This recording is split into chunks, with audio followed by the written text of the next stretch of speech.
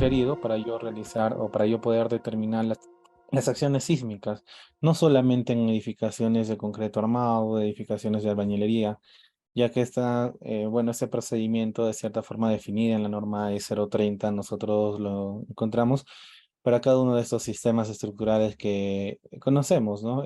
O que nos define al menos la normativa E030 en su punto, ¿no? Por ejemplo, tenemos bueno, el sistema estructural de concreto armado que se está clasificando, pórticos, muros estructurales, dual, edificaciones de muros de ductilidad limitada. También tenemos estructuras de acero, ¿no? Que nos está clasificando. Bueno, no lo voy a describir cada uno de ellos porque en realidad nos tomaría demasiado tiempo ir explicando cada uno de ellos. Y por último, pues encontramos una estructura de albañilería. Si yo voy a lo que vendría a ser y para a la normativa de 030, y esto sí que queda muy bien y de que queda definido, como tal, la norma a nosotros no nos reconoce como un sistema estructural a edificaciones mixtas, ¿no? No reconoce el 030 como un sistema estructural, pero bueno, al menos dentro del ámbito peruano se ha llegado a desarrollar y al día de hoy es prácticamente, ese podría ser un sistema inexistente que se maneja por montón, ¿no? La mayoría de edificaciones, en este caso unifamiliares, multifamiliares, pues emplean ese tipo de edificaciones que podríamos decirlo para ya poder entender un poco ya referente a este webinar. Yo en una sola dirección podría emplear lo que correspondería a bueno, en este caso muros de albañilería para poder rigidizar mi estructura. Y en la otra dirección ya tendríamos que utilizar pórticos, ¿no? Pórticos que me traten de dar esa rigidez en la dirección más corta.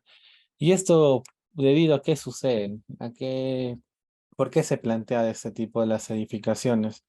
Normalmente las edificaciones que nosotros podemos visualizar, es más en nuestro entorno, son edificaciones de estas características, ¿no? Yo tengo una edificación de esa característica, en la cual voy a tener un ancho, voy a tener un largo correspondiente, y a partir de ello también podríamos identificar que yo voy a tener hacia los costados, ¿no? Por esta zona voy a tener una propiedad de un tercero, y por esta zona nuevamente me encuentro con lo mismo que voy a tener otra propiedad de un tercero. Entonces vamos a ir entendiendo, vamos a ir teniendo diferentes estas propiedades que a nosotros de cierta forma ya nos van a limitar, ¿no? No solamente en la parte arquitectónica, porque en la parte arquitectónica ya sabemos que yo no puedo tener ventanas hacia sus costados, ¿no? Entonces, prácticamente la mayoría de configuraciones de lotes en lo cual nosotros nos ponemos a trabajar, pues nos encontramos con estas características. Lo que sucede es que yo tengo, bueno, al menos cuando ya iniciamos con una etapa de estructuración, yo no voy a tener ningún inconveniente al colocar en esta zona que ustedes pueden visualizar ahora de color anaranjado, un muro de albañilería completo, ¿no? Dividido por paños. No voy a tener ningún problema de igual forma en esa dirección. Entonces, ¿a dónde llegamos?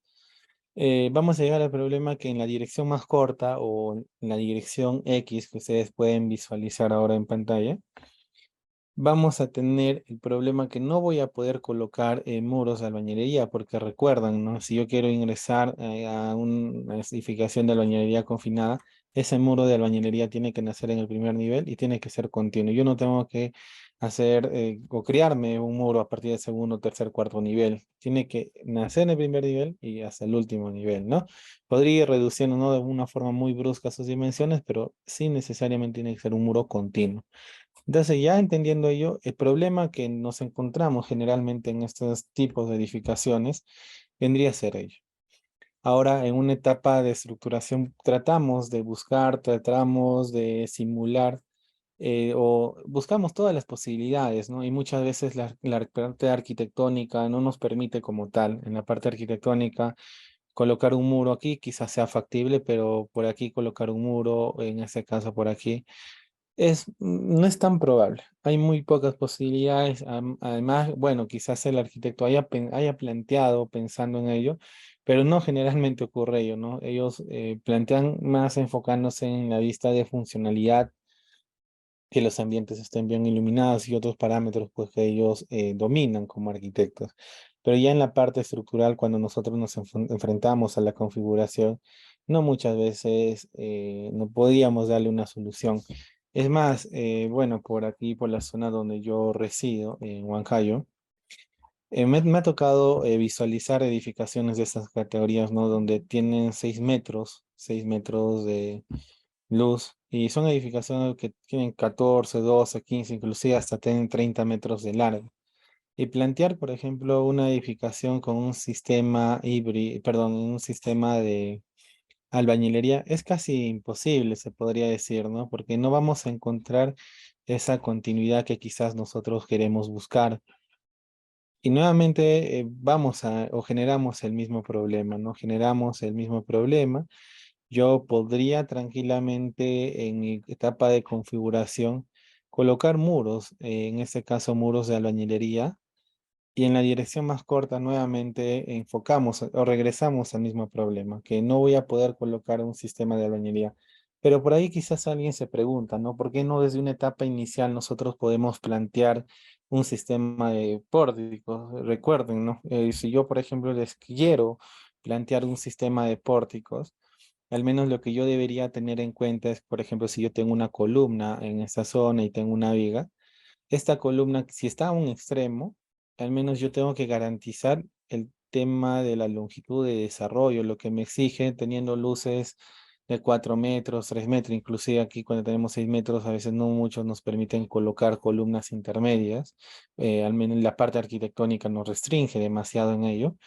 Entonces, trabajar con un sistema de pórticos en ambas direcciones, pues suele salir muy, muy caro, ¿no? Porque normalmente estas columnas en los extremos, para poder garantizar el tema de longitud de desarrollo, deberían tener una dimensión mínima de 35 centímetros, ¿no? Para poder, en este caso, indicar que va a haber una transferencia de momento de la viga hacia la columna, lo cual a nosotros nos exige nuestra normativa. Entonces, ya suele aquí salir esos detalles y nuevamente regresamos a la problemática de nuestro ámbito, ¿no?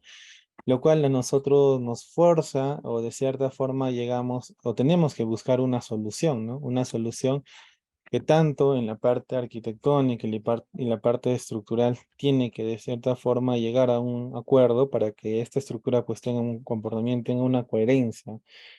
No siempre buscamos, como hemos acostumbrado quizás en alguna oportunidad durante la etapa universitaria y al inicio de la carrera profesional, que todo sea simétrico, ¿no? Que todo se forma o que todos mis ejes sean lo más cuadriculado. En un punto de vista teórico sí funciona como tal, pero ya cuando nosotros ingresamos al campo laboral, las arquitecturas son un poco caprichosas y inclusive me ha tocado ver arquitecturas que en un segundo nivel ya varían las ubicaciones de los ambientes y no existe nada de continuidad en esa dirección corta. O sea, prácticamente no habría ningún muro en la cual yo podría aprovechar para quizás colocar un muro de albañilería para poder ganar un poco de rigidez. Entonces, de acuerdo a todas esas problemáticas, hay una solución que se busca, ¿no? Pero nuevamente la pregunta, ¿por qué nos enfocamos a lo que vendría a ser albañilería? ¿Por qué no plantear pórtico? Por el tema económico. Un sistema de pórticos va a ser mucho más caro, vamos a necesitar secciones mucho más robustas a comparación de un sistema de albañilería, ¿no? En un sistema de albañilería, las columnas que nosotros colocamos, no colocamos para que esa columna soporte carga de gravedad, sino esa columna, es más, nosotros diseñamos ¿para qué? Para poder confinar, ¿no? Sirve como confinamiento. Y dentro de la norma 070 nos dan los parámetros necesarios con la cual yo tendría que seguir para poder diseñar esa columna.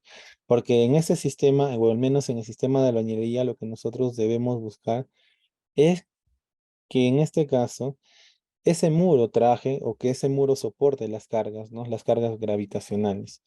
Bueno, ya pasando, terminando en todo ello, entonces, ya conociendo la problemática, nosotros nos enfocamos en plantear, en ese caso, pórticos, por tema de limitación arquitectónica, porque no existe la continuidad que quizás algunas veces buscamos, ¿no? Sería muy hermoso pues que esa arquitectura desde el primer nivel hasta el último nivel continuara. En realidad a nosotros nos facilitaría la vida. Entonces, como no existe eso, ello, lo que nosotros debemos, bueno, al menos llegamos a plantear En la dirección en la cual yo no tengo esas limitaciones, podría plantear un sistema de albañilería, y en la dirección más corta o donde yo tengo esa problemática justamente por la configuración arquitectónica, debería colocar un sistema de pórticos, ¿no? Porque me permite. Ahora, estas columnas van a tener dos funciones. La primera función va a ser que tratar de confinar a estos muros de albañilería, ya que en esa dirección Y voy a trabajar con este sistema como tal, pero en la dirección más corta, en la dirección donde yo tengo el problema de continuidad, va a trabajar con un sistema de concreto armado. Dentro de ello, pues pórtico quizás por ahí se convierte en un dual, porque a veces tenemos un murito, dos muritos, porque quizás no sea lo suficiente para rigidizar esta edificación. Entonces, al menos buscamos un muro en la zona de escalera o por alguna zona colocar para que me rigidice en esa dirección corta. Y ahora, la otra problemática es cuando generalmente las edificaciones, no lo sé si en su ámbito, tienen luces muy cortas, inclusive me ha tocado ver luces de 4 metros, de 5 metros, luces muy, muy pequeñas. Y también es la misma problemática, o sea, colocar aquí un muro de albañilería es solamente dejarla hasta el último nivel, prácticamente como que estuvieras haciendo un cajón, ¿no? Entonces es algo que quizás no buscamos, buscamos que cuando ya son luces muy cortas, trabajar con pórticos de una sola crujía, ¿no? Pórticos en el sentido más corto de una vía peraltada que pasa extremo a extremo, pero eso sí, en esa dirección más corta yo tengo que tener mucho cuidado con el tema de la longitud de desarrollo, porque si yo no garantizo esa longitud de desarrollo, así yo realice el análisis sísmico siguiendo todos los procedimientos que nos indican esa normativa en la 030, pues no voy a llegar al resultado que yo deseo. Entonces, ya comprendiendo bueno, las necesidades de nuestro medio, así la norma 030 no define o bueno, dentro de la norma 030 yo no puedo buscar un sistema híbrido, ¿no? Si buscamos un sistema, bueno, regresamos nuevamente al sistema estructural, no encuentro un sistema híbrido, no encuentro un sistema mixto como tal, no nos da ninguna limitaciones. No tenemos nada establecido. Por ahí, bueno, algunos colegas indican que no se debería combinar en realidad albañilería con concreto, que es algo ilógico, que no sea, bueno, matemáticamente podríamos en un software realizar todo el análisis, pero en la práctica no puede funcionar. Pero también por ahí el ingeniero Ángel San Bartolomé en sus investigaciones, en los estudios que ha realizado el ingeniero Daniel Kuhn, dan algunas recomendaciones en la cual nosotros cómo podríamos combinar ambos sistemas, concreto armado con albañilería, para construir una edificación que sea económica de cierta forma, ¿no? Y como en este caso, nuevamente regresamos a la problemática, no tenemos en la normativa como tal yo, cómo debería realizar este análisis sísmico, nos basamos en sugerencias, recomendaciones por parte, en este caso, de los que han desarrollado justamente la norma 070, los que han desarrollado o han sido partícipe de la norma 030.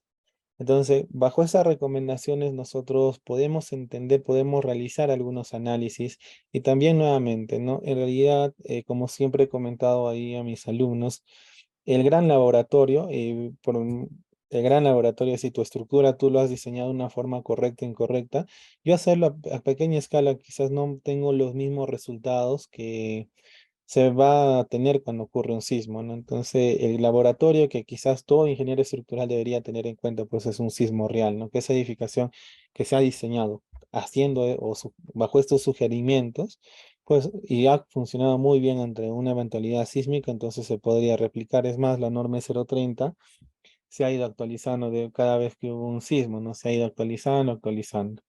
Entonces, ya habiendo comprendido referente a estos parámetros, regresamos, ¿no? Entonces vamos quizás generalmente en la dirección más corta, en la dirección X, por lo general, nosotros tratamos de emplear un sistema, ¿no? Un sistema estructural de concreto armado, porque tengo limitaciones arquitectónicas. Ahí ingresamos, puede ser un sistema de pórticos, puede ser un sistema dual, o quizás inclusive podría ser un sistema de muros estructurales. Yo no tengo ninguna limitación. Y en la dirección más larga, pues yo podría emplear un sistema de estructura de albañilería. Puede ser una edificación cuyos elementos, bueno, aquí comunican, resistentes son los muros en base a unidades de albañilería, ya sea arcilla o concreto. Bueno, entonces ya habiendo comprendido, yo les doy como sugerencia que ustedes revisen de cierta forma los comentarios de esta normativa. Justamente aquí, si ustedes pueden visualizar, en pantalla. A ver, creo que no están visualizando. Los comentarios de la norma E030 también nos señala para yo poder definir mi sistema estructural. Ahora, ¿cómo analizamos este tipo de edificaciones, no? Regresando ya a nuestra problemática, ¿cómo analizo? Ya he comprendido el porqué de esta configuración. Entonces, ahora lo que nos interesa a nosotros es cómo yo realizo su análisis sísmico. Si a mí la normativa no me da ninguna indicación, no me explica de cierta forma cuáles son sus requerimientos para poder realizar ese análisis sísmico de ese tipo de edificaciones, ¿no? Entonces, lo que nosotros nos basamos generalmente, nuevamente aquí voy a dibujar en este caso el NEOTE, en la cual vamos a proyectar, tenemos la parte, en este caso, lo que corresponde a los perímetros. Eh, a ver, voy a colocar aquí en la dirección más larga los muros de albañilería porque ahí nos permite. En la dirección más larga, podríamos analizarlo nosotros como un sistema de albañilería. De hecho, que va a haber quizás algunos pórticos que se formen por aquí en la parte intermedia, quizás puede haber un muro de albañilería que esté en esta zona, también de igual forma muy bien confinado, pero tenemos que diseñarlo como tal, como un sistema de albañilería. Entonces, ¿qué normativa tengo que utilizar para ello? Y es más, para poder diseñar mis elementos estructurales, la norma es 070. Y ahora, en la otra dirección, en la dirección más corta, en la dirección donde tenemos el problema de configuración arquitectónica, ¿qué sistema estructural empleo? Pues naturalmente nosotros planteamos pórticos, pero a veces los pórticos no son suficientes para poder rigidizar en esa dirección. Entonces incurrimos o requerimos, en este caso, emplear los muros, ¿no? Las famosas placas, una ambigüedad que a ver, nos hemos familiarizado mucho en nuestro medio. Entonces, en la dirección más corta, yo podría de cierta forma tratar de emplear el sistema de concreto armado, no un sistema de concreto armado, no solamente pórticos, concreto armado. Entonces, si yo en esta dirección más corta he empleado un sistema de pórtico como tal, en esa dirección, tengo que, si yo, bueno, si yo estoy trabajando con puro columnas, de hecho que voy a saber que en esa dirección pues va a ser un sistema de muro de columnas, ¿no? Perdón, un sistema de pórticos. Pero si ya ingresé un muro de concreto armado, la famosa placa, entonces ya cambia la regla de juego. Yo tendría que, en este caso, verificar en función del porcentaje de cortante basal, de la cortante sísmica que llevan a absorber los elementos y clasificarlos tal y como nos indica en nuestro caso la norma 030. ¿A partir de qué? A partir de porcentaje. No sé, bueno, esto ha sido prácticamente una breve introducción a lo que nosotros deberíamos afrontarnos día a día, ¿no? Para ello, bueno, yo sé que muchos de ustedes ya pues maneja lo que vendría a ser la parte de estructuración, predimensionamiento, pero de todas formas, si por ahí quizás hay algunos todavía que no comprenden, no entienden mucho de ello, yo aquí tengo una hoja de cálculo, pues que justamente hemos desarrollado con los chicos del curso de estructuración, predimensionamiento, y en base les voy a compartir, les voy a dar algunas recomendaciones, qué soluciones, cómo podríamos dar configuración, cómo podría yo dar soluciones, para ya luego pasar a un siguiente punto, que vendría a ser el caso de análisis sísmico, porque en la parte de estructuración lo que nosotros es buscar, al menos que sea una configuración muy sencilla, una configuración práctica, que exista de cierta forma simetría, que exista continuidad, que exista hiperstaticidad, que se trate de formar un diafragma rígido. Tratamos de buscar siempre ello en una configuración estructural, en una etapa de estructuración. Y bueno, pasamos luego a un siguiente punto, ¿no? El siguiente punto viene a ser pues la etapa de predimensionamiento. En la etapa de predimensionamiento, ¿qué realizamos? Pues como yo sé que el análisis sísmico es un proceso iterativo, es más, tenemos recomendaciones por la misma norma 0330, cuáles son esos procesos repetitivos que vamos a repasar el día de hoy en este webinar. Entonces, en base a ello, tengo que iniciar, para yo poder iniciar mi iteración, es más, en operaciones matemáticas, en cálculos sencillos, para poder iterar yo necesito unos datos iniciales. Y si yo no tengo ningún dato inicial, ¿cómo puedo predimensionar? Perdón, ¿cómo puedo iniciar mi análisis sísmico? Entonces, para ello lo que nosotros requerimos de cierta forma ya vendría a ser comprender o conocer algunas dimensiones, ¿no? Y el predimensionamiento, yo como sugerencia, esto es desde mi punto de vista, quizás muchos de ustedes tengan otro de punto de vista muy diferente a la que yo manejo, es que el predimensionamiento a mí por lo general no me tiene que llevar demasiado tiempo. Y he visto por la misma normativa peruana, por la normativa del ACI, por recomendaciones de diversos autores, expresiones muy complejas, no compleja, sino que para yo poder predimensionar y realizar un metrado de carga, que por ahí tendría que hacer algunos procesos que me van a llevar para poder obtener una sección, pero nuevamente le repito, ¿no? Realizar un metrado de carga de vigas, columnas, y ni siquiera conoces las secciones y recién con ello predimensionas tu columna, te quita demasiado tiempo. Si yo sé que con estos datos voy a iniciar mi iteración y que me demore medio día estando predimensionando o generar una hoja de Excel muy compleja, una hoja de cálculo, ya sea en Matchpad Prime, en Excel, en Maple, en Smart Studio, no sé, con el lenguaje de programación de Python, buscando, no lo sé. Pero el tema es que yo no debería complicarme mucho en la etapa de predimensionamiento. La etapa de predimensionamiento que nosotros debemos manejar de cierta forma tiene que ser lo más sencillo posible. Entonces, la etapa de predimensionamiento hay que buscar que con números muy rápidos de memorizar, números prácticos. Sí, no estoy compartiendo todavía, no estoy compartiendo todavía de pantalla, sino ahí nada más les voy explicando. Está detenido. Entonces, con números muy prácticos, yo tendría que recordar. Entonces, bueno, justamente la hoja de cálculo con la cual se ha trabajado en el curso de estructuración, incurrimos a ello, ¿no? Incurrimos a ello que yo para poder realizar lo que vendría a ser mi etapa de predimensionamiento, usar expresiones sencillas. Y una recomendación que les voy a dar a cada uno de ustedes, pues un libro, ¿no? ¿Qué libro vendría a ser o qué libro nos recomendaría ingeniero, ¿no? El libro que yo les voy a recomendar, pues vendría a ser el libro del ingeniero Antonio Blanco Blasco, Estructuración y Diseño de Edificaciones con concreto armado. Ya en el capítulo 3 de esa bibliografía yo tengo recomendaciones. ¿Para qué? Para poder realizar un predimensionamiento.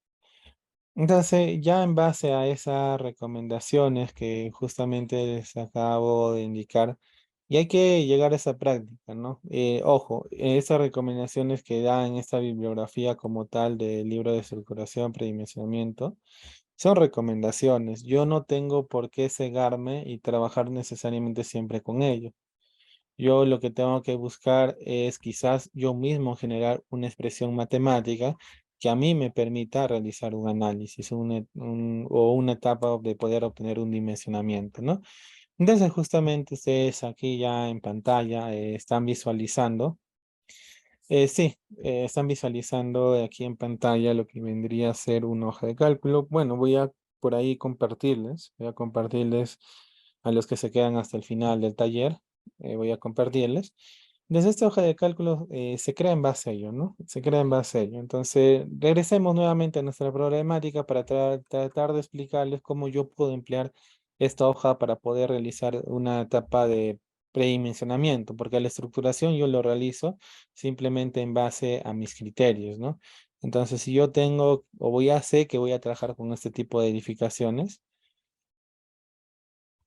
donde en estos lugares tenemos lo que correspondería perímetro, con, bueno, un tercero, propiedades de tercero, y sé que en la dirección, en esa dirección larga, yo no tengo ningún problema. Yo podría colocar de cierta forma cualquier sistema estructural, pero lo más económico posible sería colocarle un sistema de albañilería. Entonces, en esa dirección de albañilería, generalmente los muros de albañilería solamente tenemos en cuenta que sea continuo, desde el primer nivel hasta el último nivel, una longitud mínima de 1,20 m, que el largo no sea 2 veces mayor a 2 veces su altura, buscamos esos requerimientos, ¿no? Entonces, como yo busco esos requerimientos, en la dirección más larga no hay el problema. En la etapa de estructuración yo voy a buscar al menos qué columnas o en qué lugares podría colocar las columnas. Quizás en estos lugares no lo sé, podría buscar N lugares en la cual yo voy a ir definiendo, ¿no? Coloco en ese punto, coloco en el tal lugar, pero esa columna que no me perjudica necesariamente la arquitectura. Y aquí voy con un concepto que siempre lo repito. Aquí ni yo, el ingeniero estructural, ni el arquitecto va a quedarse con una palabra definitiva. Yo no me puedo cerrar indicando, ok, el ingeniero estructural que lo vea, yo ya no me da problema, yo dibujé mi arquitectura y termina. Pues yo decirle, ¿no? El ingeniero estructural termina realizando su análisis sísmico o realiza ya todo el diseño de toda la edificación de forma completa y por ahí no hay ninguna funcionalidad arquitectónica, una columna por medio de la escalera que me ha tocado ver muchas veces. Entonces, ¿qué sucede? Ya yo le indico, ¿no? El arquitecto que solucione, que se acomode. Aquí siempre ambos tienen que acordar de cierta forma, llegar a un punto de vista y tratar de buscar una solución, ¿no? Conversando de cierta forma, intercambiando ideas, revisando ambos sus parámetros o su normativa correspondiente a su especialidad. Bueno, entonces ya en esa dirección larga, de cierta forma, nuevamente repito, puedo predimensionar siguiendo inclusive los requerimientos de la norma 070. En la norma 070 tenemos requerimientos para poder predimensionar, lo vamos a revisar también en un momento. Y en la dirección más corta, pues yo tengo que estructurar, respetando el tema de continuidad nuevamente, y voy a plantear, ya sé que un sistema de concreto. Puede ser muro, puede ser pórtico, puede ser dual, cualquiera de ellos. Entonces, en esa dirección corta yo tengo que predimensionarlo en base a estos requerimientos, ¿no? Ahora, si yo me centro en este tipo de recomendaciones, bueno, aquí por ahí me estaban mencionando qué bibliografía, con qué bibliografía se ha trabajado. Aquí ustedes pueden ver 4 bibliografías con las cuales yo me he basado para poder elaborar esta hoja de cálculo.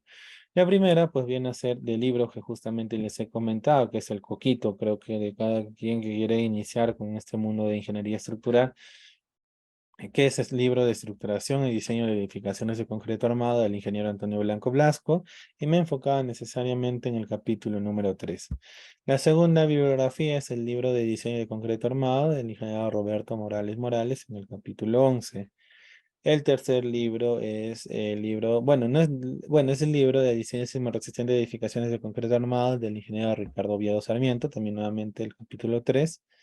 Y por último, algunas sugerencias, recomendaciones por parte de la normativa E060 de concreto armado del 2009.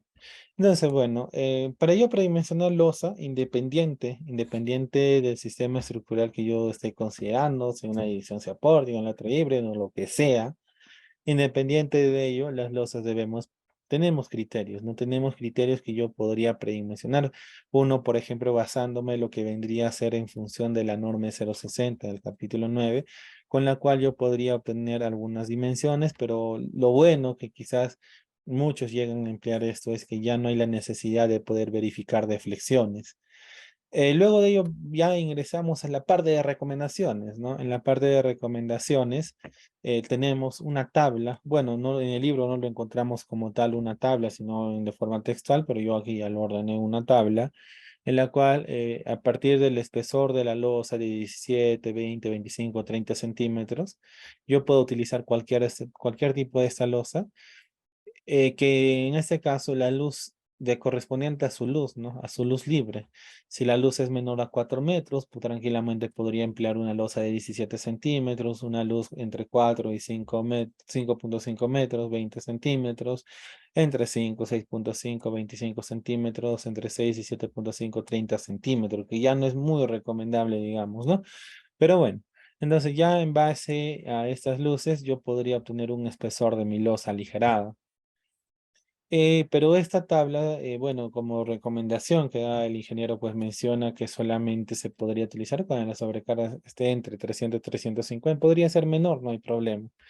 Pero ya aquí viene, bueno, algunas reglas, esto en base a mi experiencia, en base a mis criterios personales, en base a lo que yo he ido desarrollando, he planteado algunas recomendaciones. Si tú tienes una luz para sobrecargas entre este rango o menores, normalmente puedes obtener la luz, bueno, la altura de la losa dividiendo sobre 25.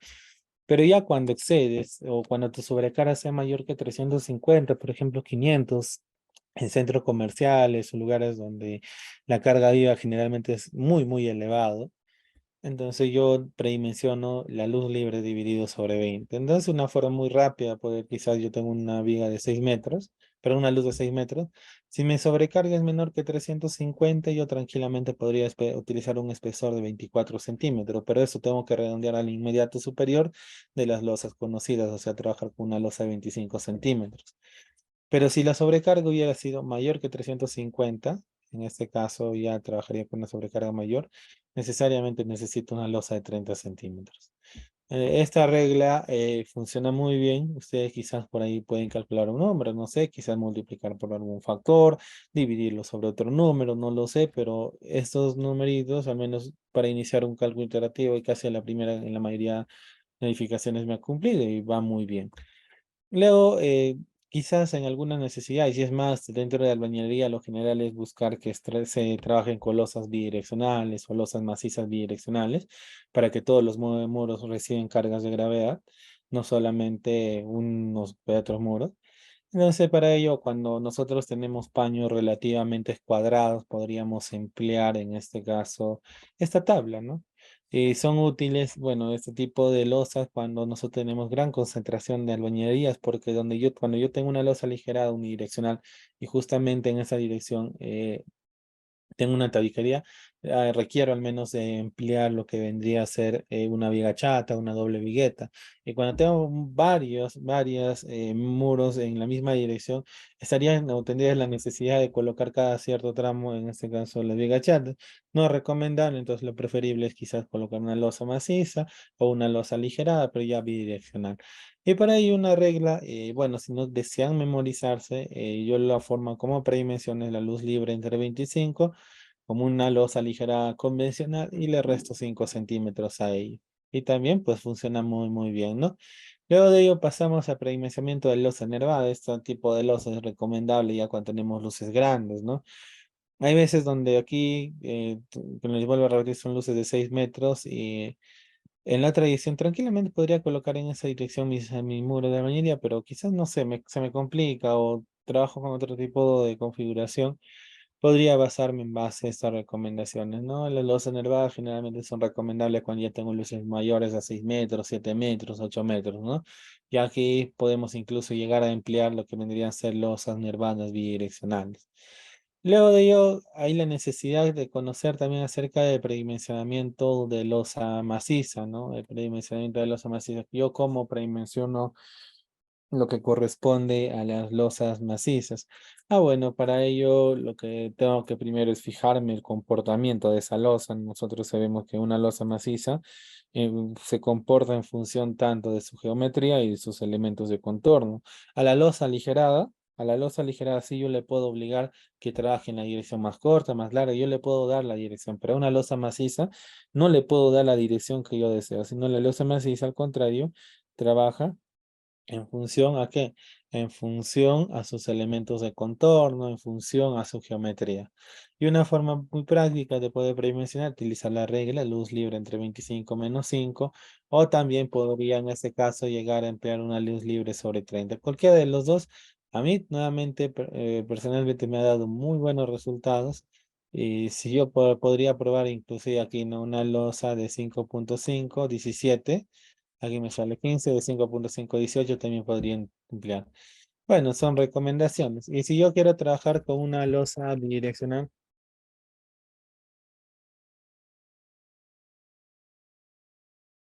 si yo quiero trabajar con una losa bidireccional, en ese caso debería verificar el comportamiento de la losa maciza, para lo cual ya verificando ese comportamiento y sé que va a trabajar de forma, en este caso bidireccional, yo para obtener la altura al perímetro debería dividir sobre 180 o la luz larga entre 40 y de esos dos elegiría lo más crítico, ¿no?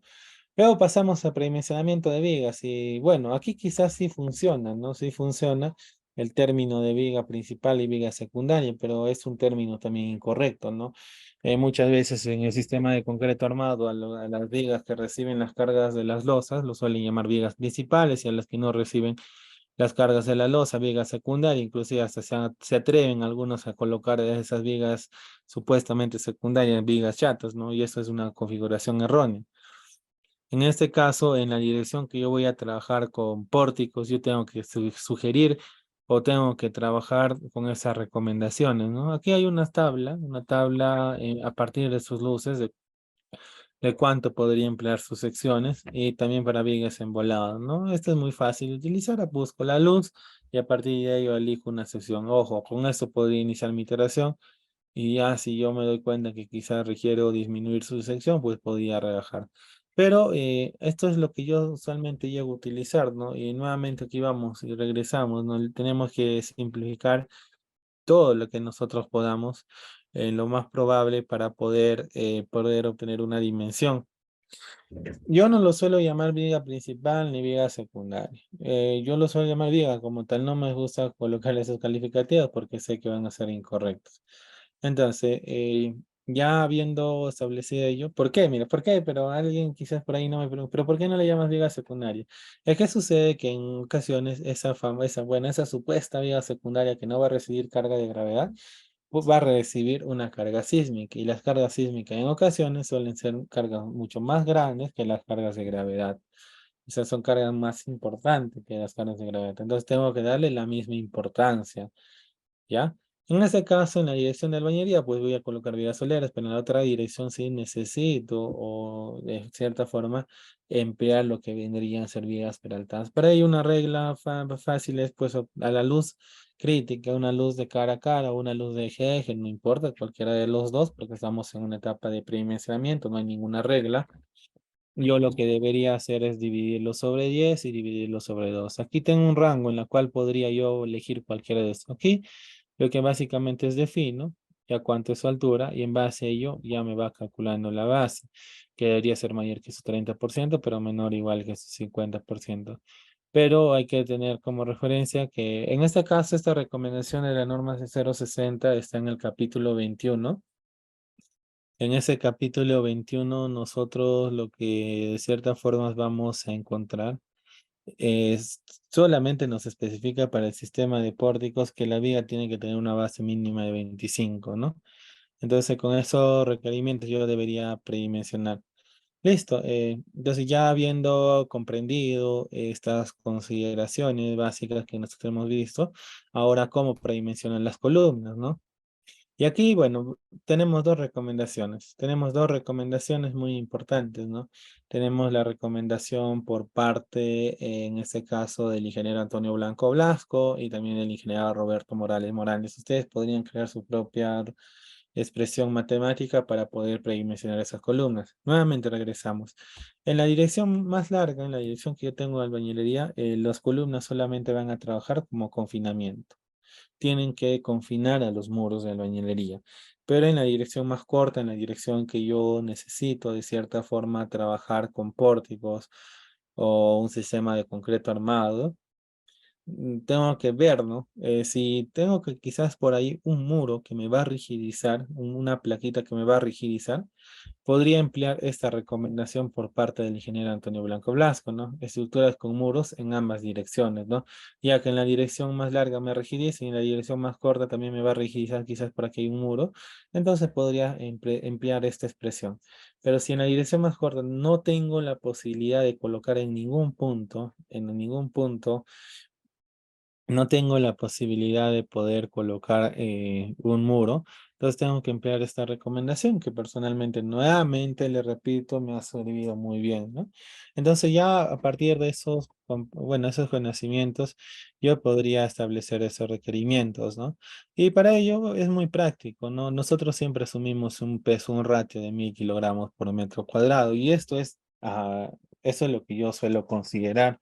Hay algunos que suelen considerar 1250, inclusive porque he visto algunas bibliografías o recomendaciones de ingenieros que a partir de su categoría de estructural van ingresando 900, 1250, 1500, ¿no? Pero bueno, para mí personalmente 1000 me ha servido muy bien y me ha dado un resultado satisfactorio, ¿no? Entonces, ya habiendo comprendido ello, yo lo que necesito es calcular su área tributaria. El área tributaria me enfoco netamente en sacar pues cuánto va a ser lo que va a soportar, de carga va a soportar esa columna, ¿no? Nuevamente, no le voy a dar importancia en la dirección Y, la mayor importancia en la dirección más corta. Tengo que obtener su área tributaria, ingreso y luego el número de niveles, el concreto, generalmente concreto 210. Calculo el peso de servicio multiplicando el ratio por el área tributaria por el número de niveles y ahí yo divido a ese peso de servicio obteniendo entre 0,45 del F', C, 0,35 del F', ya puedo hacer una columna central, exterior. Ahora, por ahí quizás alguno de ustedes me mencionen, ¿no? Pero, ingeniero, sucede que yo, por ejemplo, he visto columnas en T, he visto columnas en L, he ido viendo columnas de diferentes geometrías y no he encontrado. Me ha pasado por ahí algunos alumnos que me preguntaban, ingeniero, ¿cómo puedo predimensionar una columna circular? ¿O cómo puedo predimensionar una columna en T o en L? Toda expresión matemática que nosotros obtenemos se basa a partir de recomendaciones o lo que obtenemos necesariamente es un área. Aquí, si ustedes se fijan, al menos toda metodología que yo personalmente he visto para predimensionamiento de columnas, lo que te da es un área. En base a esa área, tú puedes elegir la sección que deseas, ya sea una sección en T, en L, no lo sé, una forma irregular, lo que desean, podrían tener una sección, sin importar ello. ¿Ya? Y entonces ya sea una columna central o exterior, yo puedo dar una sección, pero ojo, nuevamente regresamos al siguiente punto. Como yo sé que en esa dirección por corte va a trabajar pórtico, al menos lo que yo tengo que garantizar es el tema de anclaje, no tengo que garantizar mi longitud de desarrollo. Entonces también hay que referir, no solamente hay que centrarnos en el área, sino también el tema de la longitud de desarrollo. ¿Para qué? Para poder, de cierta forma, validar que esa estructura, pues, o dentro de la estructura va a haber una transferencia de momento. Si ya no tengo un muro, nuevamente podría premencionar, como les digo, según ese criterio, aquí nos da si la ubicación de la columna, en base a la ubicación de la columna, yo puedo ir aquí señalando diversas consideraciones, ¿no? El peso de ratio, el área tributaria, el número de pisos, a partir de ahí obtengo un factor, cada un factor n, el índice de desplazamiento del concreto, eso para amplificación de mi carga de gravedad, y puedo tener un área. Ya con esta área nuevamente yo podría darle una sección que yo deseo, ¿no? La sección que deseamos podríamos estar asignando. Y finalmente, bueno, esto sería todo lo correspondiente, pero por aquí hay algo muy importante que deberíamos rescatar ya para culminar esta etapa. Lo que sucede, bueno, y es una problemática que quizás no muchos arquitectos suelen considerarlo en su modelo estructural o, perdón, en su plano arquitectónico. Y esto para mí, la verdad, de cierta forma, yo cuando veo este tipo de plano, ni siquiera lo reviso, o sea, lo único que suelo decir, primero calcúlame cuánto es su punta sísmica. Si tú no me calculas su punta sísmica, bueno, no puede calcularlo como tal porque no tienen los datos, las variables que yo requiero para poder determinar cuánto es la separación o la junta sísmica. No tienen desplazamiento. Es más, muy pocos se atreven a revisar la norma de 030, los arquitectos. Pero, bueno, pero el primer, ¿dónde usa ese factor K? El factor K lo que hace es amplificar al peso aquí. ¿Ya? Esto es la expresión, va buscando, ¿no? Entonces, aquí al peso que está obtenido aquí en esta celda, lo amplificas por K y lo divides. O sea, aquí ingresa el K. Se podría decir aquí ingresa K y esto es el valor de N. Bueno, entonces nuevamente regresando. Cuando ya ingresamos lo que vendría a ser a la parte arquitectónica, bueno, como les comentaba, no muchos arquitectos lo suelen considerar porque desconocen de la normativa de 030, ya algunos muy experimentados sí ya lo conocen, pero otros no, lo plantean en todo el terreno. O sea, si esto es mi terreno, entonces lo que ellos buscan es construir en su totalidad, ¿no? Para ganar, no desean perder ni un centímetro, pero esto de aquí no es del todo correcto. ¿Por qué? Lo que nosotros, al menos en la parte arquitectónica, debería haber una propuesta de cuánto debería ser su junta sísmica hacia los lados perimetrales, ¿no? Cuánto yo tendría que tener de separación, cuánto tendría que tener de separación. Y esto, pero ¿por qué ocurre? ¿Por qué ingresamos a este punto? Porque en este caso, esa edificación va a desplazarse bien a X, bien a Y, o bien en sentido, no sé. en cualquiera de los sentidos, va a tratar de desplazarse. Entonces, como va a tener un desplazamiento, la otra edificación de igual forma, la colindante va a tener el mismo desplazamiento, ¿no? Entonces, cuando tiene ese mismo desplazamiento, va a ocurrir un problema, que la edificación de cierta forma necesita desplazarse libremente, no debe existir nada que me restrinja. Y bueno, aquí como ya dato final, yo dejo una etapa de predimensionamiento y esto basado pues en lo que indica la norma E030, no del todo, sino es una etapa de predimensionamiento. Yo en realidad dentro de la etapa 4 del análisis sísmico, yo debería calcular si ese valor de separación o junta sísmica he dejado en una etapa inicial, he asumido de una forma correcta o he asumido de una forma incorrecta. Dependiendo de ello, yo voy a ir dejando. Entonces, para esto aquí dejo una expresión que dependiendo de la altura de la edificación, yo calculo un espacio S y cuánto debería ser mi junta sísmica. En este caso, 3,65 centímetros, pero depende de la altura, ¿no? Entonces, el arquitecto sí lo que tiene el arquitecto vendría a ser la altura de la edificación y ya van planteando, ¿no? Que esa edificación va a tener tanto de nivel, tanto de nivel. Entonces ya podría proponer, ok, necesito una junta sísmica de 3,65. Podría redondearla a un múltiplo de pulgadas, digamos, o trabajarla a partir de ello.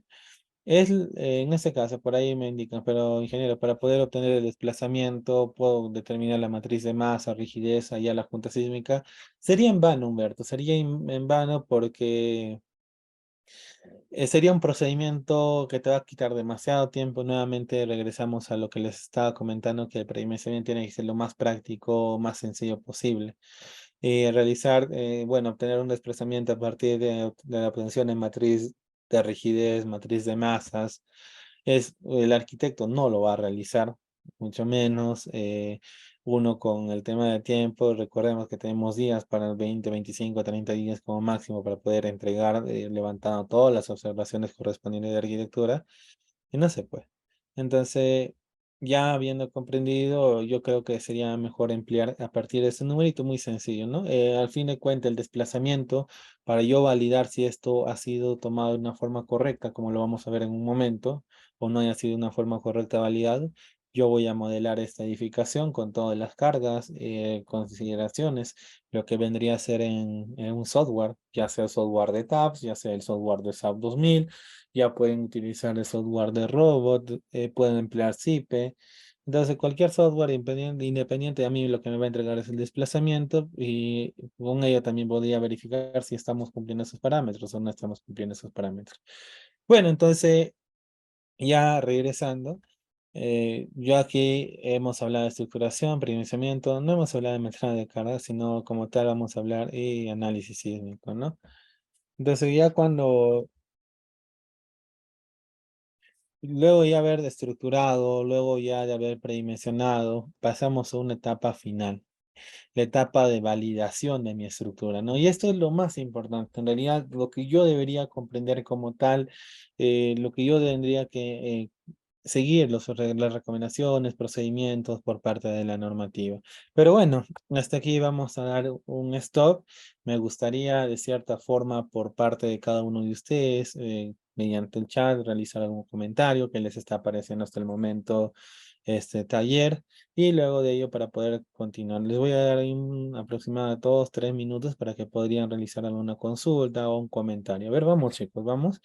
Vamos por ahí, ingenieros, vamos.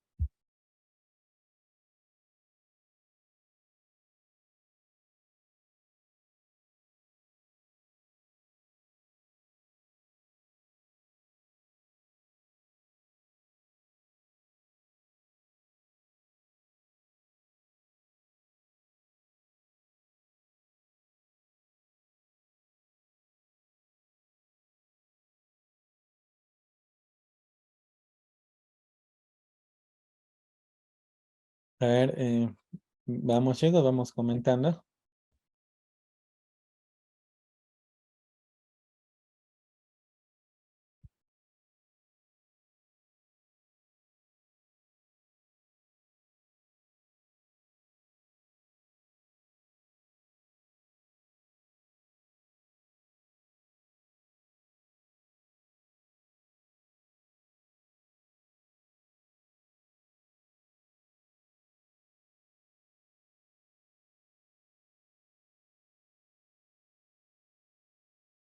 Bueno, sí, no hay ninguna consulta adicional. Por favor, las consultas que nosotros realicemos que sea en base a lo que estamos trabajando para no salirnos del tema, ¿ya?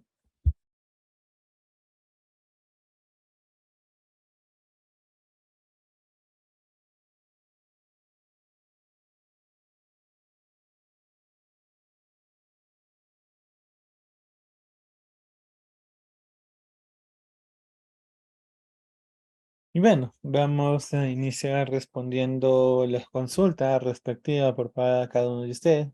Por ahí Jefferson menciona excelente, Sharia Karina de igual forma, segundo excelente. Bueno, a ver, Cristian, ¿para qué tipo de sistema mixto se está considerando el predimensionamiento de muro?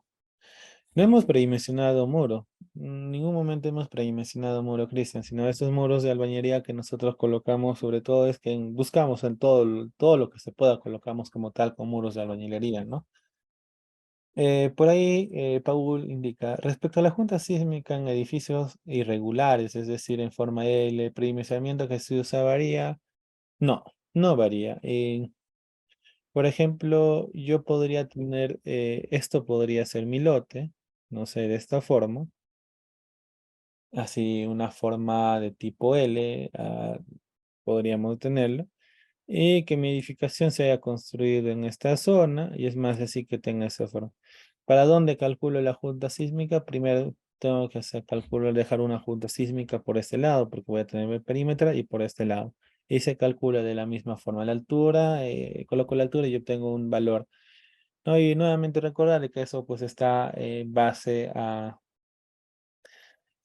qué? En base a la norma 030, ¿no? Solamente, ahora si yo, por ejemplo, solamente tengo en esta zona construcción ese bloque cuadrado, entonces aquí, entonces ahí nada más dejo junta sísmica, ¿no? No voy a dejar junta sísmica para el frente, ¿no? Por donde tengo vereda o donde va a ser mi patio, porque no hay ningún problema. A ver, continuando con las preguntas.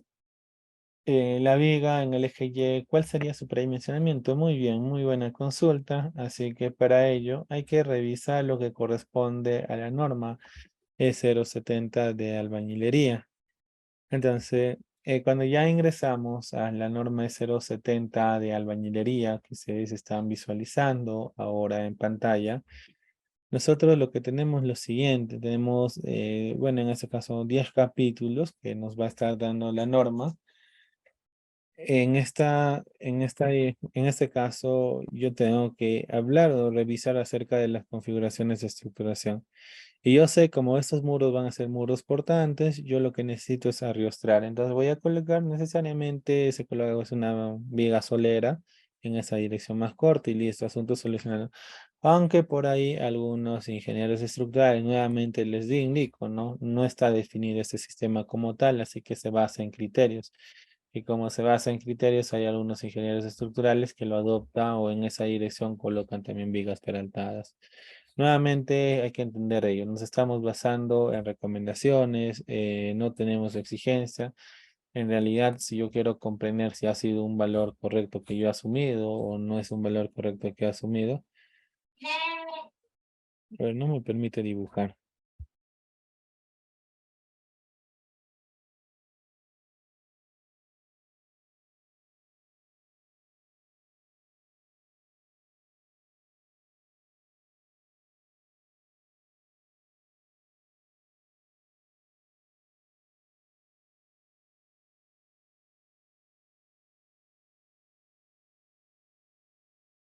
Bueno, sí tengo aquí unos inconvenientes. Les comparto la pantalla. Ya.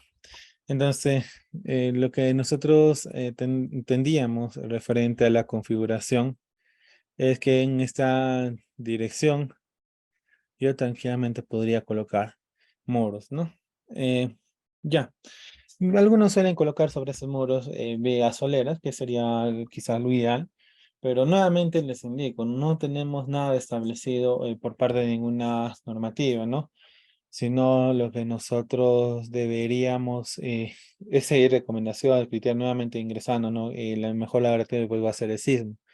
Y otros ingenieros estructurales suelen asumir lo que vendría a ser vigas peraltadas. Cualquiera de los dos yo creo que está bien, ¿no? De igual forma, si yo coloco vigas peraltadas y tengo que garantizar su tema de longitud de desarrollo, en cambio si yo coloco una viga solera no habría tanto problema ahí con el tema de la longitud de desarrollo. Vamos, otra consulta. Eh, ya, diseñarles, a ver. Ya, ¿se diseñarán las cimentaciones y escaleras? No, es un taller justamente de 1 hora y media, ya nos falta media hora, necesariamente no creo que llegamos a ello, ¿no? Pero durante el curso sí vamos a estar hablando de todo ello. Catherine Enríquez, por favor, ¿podría explicar cuál es la dirección de la losa? Bueno, en realidad aquí no podría quizás de cierta forma establecer cuál va a ser la dirección de la losa porque no puedo ver ahí las vigas, columnas, necesariamente requiero de conocer ello para poder indicar en qué dirección podría trabajar esa losa, ¿no? Pero lo que siempre tratamos, como manera de recomendación, lo que siempre tratamos de buscar es que la losa o trabaje siempre en la dirección más corta, menor luz, menor deflexión, entonces por ello menor requerimientos también, ¿no? Y también tratamos de buscar el tema de hipertoxicidad, continuidad de la estructura. Generalmente la dirección más corta, muy bien Humberto, justamente ahí le ha respondido. Inés Consult, ingeniero, ¿se calcularía la arquitectura o diseño paramétrico? En realidad yo soy de las personas que digo que zapatero su zapato, ¿no? No suelo mezclar, si yo estudié ingeniería civil, pues para mí yo me enfoco en lo que mi área me permite, en lo que yo básicamente domino. No me podría mandar ahí a dibujar una arquitectura sin conocer los parámetros. Yo respeto la profesión de cada uno, ¿no? El arquitecto pues hace un montón de maquetas, tiene una mejor perspectiva de las distribuciones. Netamente lo que yo me enfoco es en la parte estructural, el esqueleto de esa edificación, de esa estructura que se va a construir, ¿no? Para el tema del control de deriva, ¿consideran el máximo permitido para cada eje o debo cumplir con la menor deriva normativa? Bueno, muy buena pregunta. Y nuevamente regresamos a ello, ¿no? Ahora, por ahí quizá me digan, entonces en la dirección X voy a revisar mi deriva con 7 por mil y en la dirección más corta con 5 por mil la de albañilería. Si en este caso mi edificación en esa dirección, digamos que de desplaza 7 por mil, pero esta 5 por mil ya falló. Entonces, la norma, nuevamente le regresamos, pues la norma a mí no me da ningunos parámetros de cómo yo debería revisar en la dirección corta, en la dirección larga, no tengo ello. Entonces, pero hay unas recomendaciones por parte nuevamente de los ingenieros que yo les mencionaba, que hay que revisar con la deriva más pequeña, o sea, con la deriva de albañilería. Con ello y ya estaríamos cumpliendo. Esas predimensiones son en base a la norma 060 y si fuera en caso del 030 serían, no. Aquí estoy tomando solamente una recomendación de la norma 060 para el predimensionamiento de losa, que ni siquiera lo vimos a detalle, ¿no? Este predimensionamiento sirve para, bien, tú podrías trabajar con albañilería, bien podrías trabajar con concreto. Si tú trabajas para albañilería, al menos predimensionar losa, aligerada, losa maciza, no va a haber problema. Puedes emplear ello. Pero ya cuando trabajas con concreto armado, pues puedes emplear ello, también lo de vigas, también lo de columnas. Si trabajas híbridos, ya como hemos visto, ¿no? Para todo sirve, no está solamente preparado para uno. Hará un ejemplo de análisis sísmico en el webinar. Voy a explicarles el procedimiento como tal, no voy a realizar un análisis sísmico completo, Alex. Inés, no, ingeniero, lo que le pregunto es cómo calcula esta estructura paramétrica. Exacto, César Enrique Vela Alvarado. No te comprendo muy bien la pregunta. ¿A qué estructura paramétrica te refieres? A esta estructura que yo tendría que modelarlo en software, ¿no? Tendría que modelar en este caso en un software de tabs, SAP 2000 o el software de preferencia. Aquí nuevamente recuerdo que los requerimientos, no, dentro del requerimiento no me indican que necesariamente yo tengo que modelar en un software y analizar, calcular, ¿no? Bueno, chicos, entonces ya hemos respondido todas las consultas, ingresamos, ¿no? Ingresamos ya a lo que nos interesa. Vamos a ver solamente un procedimiento, no vamos a realizar un análisis sísmico completo, así que, pero al menos se les va a estar explicando punto por punto. Ya yo creo que ustedes conociendo el software de preferencia, podría replicar esos conceptos y poder aplicarlos, ¿no? Entonces ya les estoy compartiendo lo que correspondería, en este caso una hoja una hoja de cálculo, una plantilla, entre comillas, que nos podría facilitar, en este caso, el análisis sísmico. Esto de aquí, lo que ustedes están visualizando, pues está en base a lo que corresponde la norma E030 del anexo número 1, referente al análisis sísmico, ¿no? Entonces, en estas recomendaciones de la norma E030, nos subdivide en el anexo 1 cuatro etapas para yo poder realizar mi análisis sísmico. La primera etapa es la que vamos a revisar ahora, es la etapa de peligro sísmico. En esta etapa de peligro sísmico, no vamos a ingresar a software, Humberto. Me hubiera gustado, pero lastimosamente el tiempo no nos va a dar. Yo creo que para ello, y muchos aquí quizás aún de momento no tienen la noción necesaria del empleo de software. Es más, no tienen esos conceptos, entonces vamos a estar explicando los conceptos ya durante el curso. Yo lo que me centro es explicar el uso básico de software, cómo se define un material, una sesión desde lo más básico posible, ¿no? Para que ustedes puedan replicar todo ello. Bueno, entonces ya teniendo este análisis sísmico, bueno, es una recomendación, tenemos cuatro etapas. La etapa uno nos referimos a una etapa de peligro sísmico, ¿no? En la etapa uno de peligro sísmico, lo que yo obtengo en el paso número 1 es obtener un factor de zona.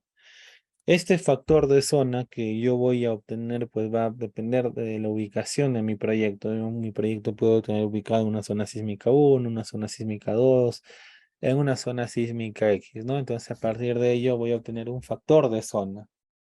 Sí, vamos a ver la parte del SUX, pero vamos a ver detalle a detalle, qué es lo que se valida, qué es lo que se revisa en cada etapa de la estructura. Luego pasamos a un segundo procedimiento, el paso número 2. El paso número 2 lo que deberíamos revisar es el perfil de suelo. Y aquí voy a de cierta forma hacer un hincapié. La mayoría de estudios mecánica de suelo que me tocó revisar no tenía este tipo de parámetros, no tenemos de cierta forma, quizás no muchas empresas realizan el análisis, bueno, el estudio mecánico de suelos de forma seria. Entonces colocan, ¿no? Es más, en algún momento me ha tocado ver que me han clasificado un suelo intermedio en función de la capacidad portante, y esto es necesario comprenderlo. En este paso 2 yo tengo que, a partir de mi estudio de mecánica de suelos, el ingeniero encargado, en este caso el ingeniero geotécnico, pues me va a dar un tipo de suelo, pero ese tipo de suelo no va a depender de la capacidad portante, sino pueden ser ensayos, en este caso como nos define a nosotros la norma. A partir de estos ensayos y en esta tabla número 2 yo puedo obtener a qué perfil de suelo pertenece. Aquí en ningún momento en la tabla yo puedo fijarme que me está plasmando a partir, no lo sé, de una capacidad portante, etc. Solamente me centro en ello. Y ahora, cuando yo voy al paso número 3, en este caso, ya habiendo comprendido, conociendo ese factor de suelo, perdón, ese tipo de suelo, ese tipo de perfil, yo aquí lo que tengo que obtener vendría a ser cuál es mi parámetro de sitio, ¿no? Aquí obtengo el factor de suelo y esto es muy, muy sencillo. Yo a partir de la zona sísmica 3, un suelo tipo S2, yo obtendría un factor de suelo igual a 1.15. Luego, en una tabla podría obtener para el tipo de suelo los periodos de TPTL, lo que me van a definir la variación de mi espectro de respuesta, ¿no? Ya pasando a un siguiente procedimiento, en el paso número 4, lo que yo debería centrarme necesariamente sería a realizar la variación del factor de amplificación sísmica. Esto varía en función de mi periodo de la estructura. Si nos fijamos, prácticamente toda la etapa uno que nos define nuestra normativa como recomendación son valores que no van a variar, son valores exactos. En la etapa 2 ya iniciamos con las suposiciones. Aquí ya iniciamos nosotros con las suposiciones, pero algunos parámetros, ¿no? Por ejemplo, en el paso sísmico, la categoría de la edificación es un parámetro que no voy a estar suponiendo. Yo sé desde un inicio que esa edificación puede ser una edificación común, una edificación importante, una edificación esencial, no lo sé. Pero yo ya conozco, no va a variar. Pero si ya ingresamos al paso número 6, en el paso número 6 también me puedo percatar, ya tengo restricciones, ¿no? Ya iniciamos con las restricciones. Yo, por ejemplo, si hablo de una edificación de categoría C, puedo emplear cualquier sistema estructural, independiente, no me interesa ni siquiera la zona sísmica. Pero cuando yo estoy hablando de una edificación de categoría B, al menos para una zona sísmica 4, 3 o y 2, me permite pórtico, sistema dual, muros de concreto armado.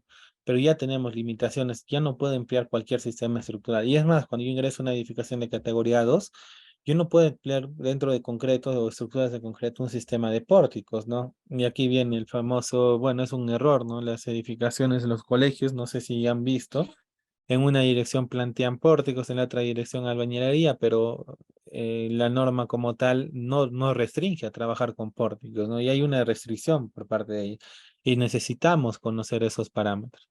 Luego regresamos pues a un paso número 7, hasta que ya voy validando de cierta forma mi estructura. En el paso número 7, aquí sí iniciamos. Aquí sí iniciamos ya con la bueno, en este caso con las suposiciones, vamos asumiendo algunos valores y cada uno de estos valores tenemos que validar luego de realizar un análisis sísmico correspondiente, ¿no? En el paso número 7, por ejemplo, yo voy definiendo, no lo sé, quizás en la dirección más larga yo voy a trabajar con albañilería, por lo cual me va a dar un R igual a 3, o podría trabajar con un pórtico, ¿no? Un R igual a 8, un coeficiente básico de reducción. Pero dentro de concreto armado yo puedo tener ya sea pórtico, ya podría ser dual, ya podría ser muros, no lo sé. Puedo iniciar asumiendo un valor, puedo iniciar asumiendo que sea pórtico, puedo iniciar asumiendo que sea dual o muros, no lo sé. Pero este paso, como yo estoy asumiendo, luego de haber realizado todo mi análisis sísmico, tengo que validar si ha sido de forma correcta adoptado este valor o ha sido de forma incorrecta. Si ha sido de forma correcta, lo dejo ahí, ya quedó. Y si no, tengo que modificar y nuevamente realizar otra vez el análisis sísmico. Recuerden que es un proceso iterativo. Ahora vamos a centrarnos en el tema de los factores de irregularidad, ¿no? Ello también, mira, por ahí me dice, pero ingeniero, podríamos hacer un análisis sísmico. Necesito explicarles el tema de factores de irregularidades. Yo sé que muchos aquí todavía no comprenden y al menos si el webinar fuera, yo creo que de 6, 8 horas, yo creo que sí podríamos tocarlo como tal, pero no nos da ese tiempo, ¿no? Entonces aquí nosotros en un inicio podemos, algunas irregularidades en planta, en altura, en una etapa inicial yo podría solamente con realizar cálculos muy sencillos, puedo identificar, pero hay irregularidades que necesito necesariamente realizar un análisis sísmico para poder saber si existe o no existe. Entonces hay que tener también mucho cuidado referente a ello. Y estas irregularidades yo voy viendo, ¿no? Alguno, por ejemplo, si hay torsión, yo no voy a saber en un inicio si va a existir torsión. Quizás sea mínimo, mínimo, pero existe una torsión. Entonces yo tengo que aquí iniciar asumiendo, digamos, uno, luego realizo mi análisis sísmico y valido. Si ha sido de forma correcta, lo dejo. Si ha sido tomado de una forma incorrecta, nuevamente vuelvo a realizar ese paso, ¿no?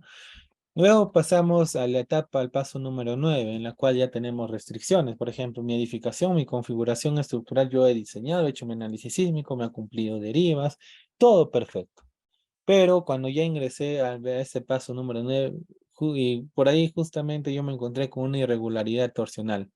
Pero estoy hablando de una edificación de categoría B. Y me indica que para una zona sísmica 4 no se permite irregularidades extremas. Pero ya tengo una irregularidad. No hay problema. Pero si hay una irregularidad extrema, no podría, de cierta forma, analizar, ¿no? Tendría que nuevamente realizar otra configuración estructural y volver a realizar los procedimientos, ¿no? Luego pasamos a un paso número 10. En el paso número 10 lo que nosotros ya obtenemos es el coeficiente de reducción que va a estar afectado en este caso por las irregularidades existentes tanto en altura, tanto en planta. Ya viendo que recuerden, ya hemos asumido las irregularidades y hemos asumido el sistema estructural. Ya son dos valores que yo he asumido. Ya pasamos a una etapa 3 en la cual yo me pregunto, ¿qué tipo de análisis voy a realizar? ¿Puedo realizar un análisis sísmico, estático o análisis de fuerzas equivalentes, que vendría a ser lo mismo, o un análisis dinámico modal espectral, ¿no? En realidad ni siquiera es un análisis dinámico, un pseudo análisis dinámico modal espectral. Entonces, cuando ya hablamos de ello, modelamiento del análisis, estimación de peso, entonces yo para ello tengo que a partir del artículo 25 realizar las consideraciones correspondientes para mi modelamiento, ¿no? Aquí, bueno, nos indica que yo para mi tema de modelamiento, a mí la norma no me exige que yo tengo que considerar las fisuraciones, las secciones brutas. Ignoro totalmente fisuraciones y el refuerzo. Yo solamente considero el concreto, la albañilería para el análisis sísmico. En función del capítulo 26, ingreso al paso número 12, en la cual lo que yo debería realizar es pues, una estimación de peso. Luego de todo ello, pasaría a una etapa en un paso número 13, ¿no? En el paso número 13 ya definimos, ok, yo podía hacer un análisis estático o no, yo voy a pasar a realizar un análisis dinámico. Nunca, aquí no estamos obligados a realizar estático y dinámico o dinámico estático. Bien realizas el estático, bien el dinámico, pero tú eliges, ¿no? Ojo, si yo quiero elegir el estático, pues el estático tiene limitaciones, ¿no? Yo no puedo analizar cualquier edificación con un análisis estático. Tenemos que cumplir ciertos parámetros que nos restringen nuestra normativa.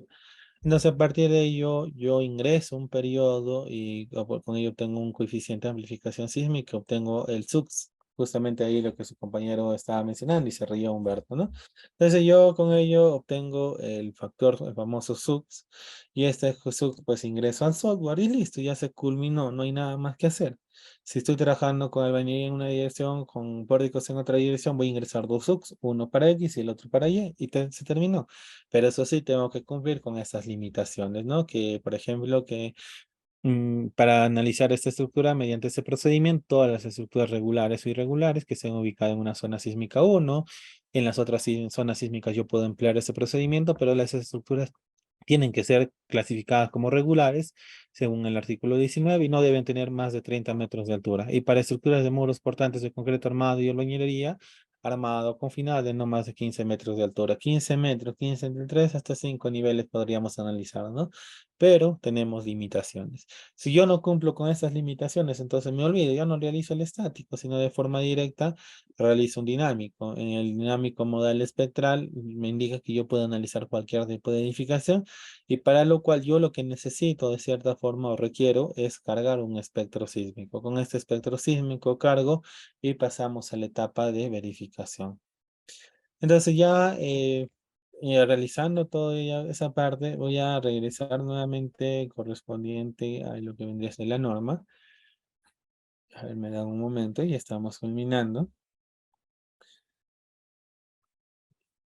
En la norma, nosotros tenemos una etapa 4 que no lo coloqué como tal en la hoja de cálculo, o una planteada de Marchand Prime, un apunte, no lo sé, como ustedes desean llamarlo. En la etapa número 4 de validación, yo tengo que, en la primera etapa, revisión de la hipótesis. Tengo que revisar si el tema de las irregularidades, el sistema estructural, tengo que validar, ¿no? Porque yo he asumido esos dos valores, irregularidades, sistema estructural, he asumido. Pues verifico. Si no me cumple, vuelvo a hacer todo hasta que me cumple.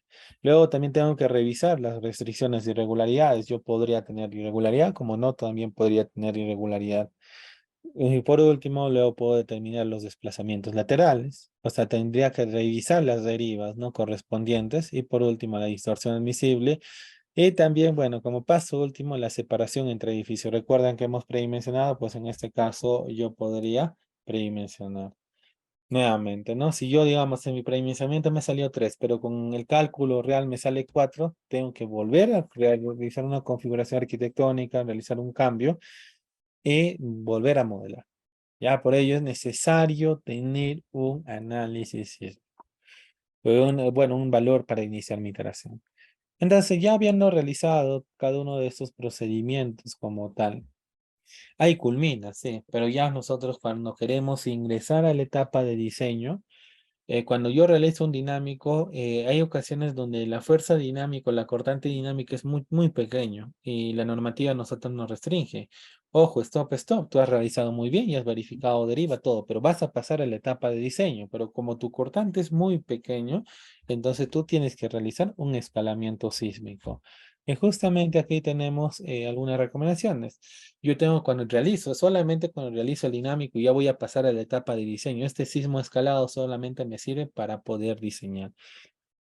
Entonces yo a partir de esto tengo que obtener, en este caso, lo correspondiente a mi peso de la edificación, mi periodo. Vuelvo a calcular entonces una cortante estática y con ello ingreso mi cortante dinámica e ingreso si esa estructura está siendo, bueno, es irregular o regular. Y a partir de ello, pues a mi sismo dinámico o al espectro multiplico por ese factor. Pero ojo, ese factor si es mayor que uno, multiplico. Si es menor que uno, me olvido, ¿no?